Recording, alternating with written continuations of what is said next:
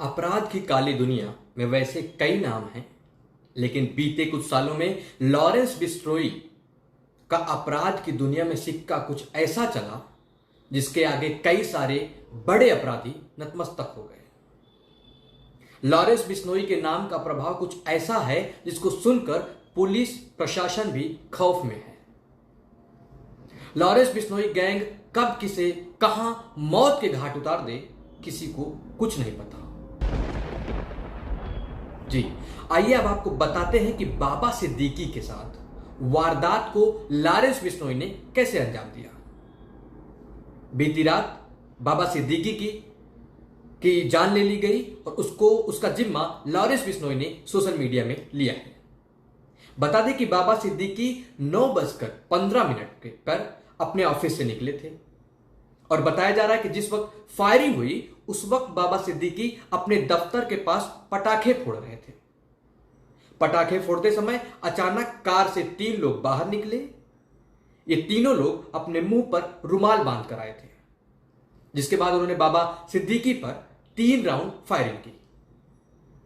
गोली उनकी छाती में जा लगी और गोली लगने के बाद वहां पे जो मौजूद लोग थे, यहां तक कि जो उन्होंने उनको अस्पताल ले गए। फायरिंग के दौरान बाबा सिद्दीकी के जो ऑफिस के बाबा सिद्दीकी के जो सहयोगी थे, उनके पैर में भी गोली लगी। गोली लगने से बाबा सिद्दीकी गिर पड़े थे। इसके बाद उन्हें तुरंत लीलावती अस्पताल है जहां उन्हें भर्ती कराया गया और इलाज के दौरान उनकी मृत्यु हो गई। पुलिस को सूचना मिलते ही पुलिस वहां तो पहुंची। खबर यह भी है कि पुलिस ने 2 लोगों को हिरासत में भी लिया है। बाबा सिद्दीकी पर फायरिंग की जानकारी मिलने के बाद जो उप मुख्यमंत्री अजीत पवार, जो उन्हें एनसीपी के वो नेता थे, सीनियर नेता थे, उप मुख्यमंत्री अजीत पवार ने अस्पताल प्रशासन से फोन कर सारी जानकारी ली। बता दें कि महाराष्ट्र के बाबा सिद्दीकी की हत्या में गिरफ्तार किए हुए तीनों लोग, जो 3 लोग आए हुए थे रुमाल बांध करके, उन तीनों संदिग्धों का ने दावा किया है कि वो लॉरेंस बिश्नोई गैंग से जुड़े हुए हैं। लेकिन पुलिस ने अभी तक इस दावे की पुष्टि नहीं की है, जबकि हालांकि गिरोह ने भी अभी तक हत्या की जिम्मेदारी स्वीकारी नहीं है। लेकिन महाराष्ट्र चुनाव से पहले इस घटना ने सुरक्षा चिंताओं को बढ़ा दिया है। जी अब हम बताते हैं कि आखिर ये बाबा सिद्दीकी है कौन। बहुत लोग बाबा सिद्दीकी को हो सकता है नहीं जानते, बहुत लोग जानते हैं। तो हम आपको बताते हैं कि बाबा सिद्दीकी है कौन और उनकी ये कैसे मृत्यु हुई और उनका क्या कैरियर रहा, राजनीतिक कैरियर और क्या था। तो बाबा सिद्दीकी एक जाने माने भारतीय राजनेता थे जो इसी साल कांग्रेस छोड़कर एनसीपी अजीत गुट में शामिल हुए थे।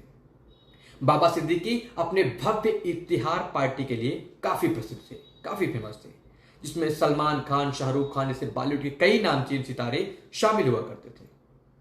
पिछले 48 साल तक वो जो बाबा सिद्दीकी पिछले 48 साल तक कांग्रेस में रहे थे। बांद्रा पश्चिम से 3 बार विधायक भी रहे हैं और बाबा सिद्दीकी महाराष्ट्र में राज्य मंत्री भी रह चुके हैं। वे Maharashtra housing and area development authority के मुंबई डिवीजन के अध्यक्ष भी रह चुके हैं। उन्होंने राजनीति की शुरुआत एक छात्र नेता के रूप में की थी। वो पहली बार बीएमसी में कारपोरेटर के रूप में भी काम किए थे। उनका जो पूरा नाम था वो जियाउद्दीन सिद्दीकी था। वो बिहार के पटना के रहने वाले थे और वो पटना में भी इफ्तिहार पार्टी आयोजित किया करते थे। वहां पे भी वो काफी फेमस थे। फिर बाद में बांद्रा पश्चिम सीट पर बाबा सिद्दीकी का लंबे समय तक दबदबा रहा। यहां से वो 3 बार विधायक चुने गए। इसके अलावा वो खाद्य और नागरिक आपूर्ति राज्य मंत्री भी रहे। वो महाराष्ट्र आवास और क्षेत्र विकास प्राधिकरण के मुंबई डिवीजन के अध्यक्ष भी रह चुके।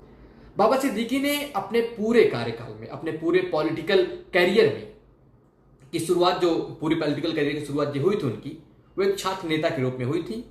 बाबा पहली बार, फिर उसके बाद मुंबई नागरिक निकाय में नगर सेवक के रूप में चुने गए और वहां पर उन्होंने काम किया। बाद में 1999, 2004 और 2009 में बांद्रा पश्चिम सीट से महाराष्ट्र विधानसभा के लिए चुने गए थे।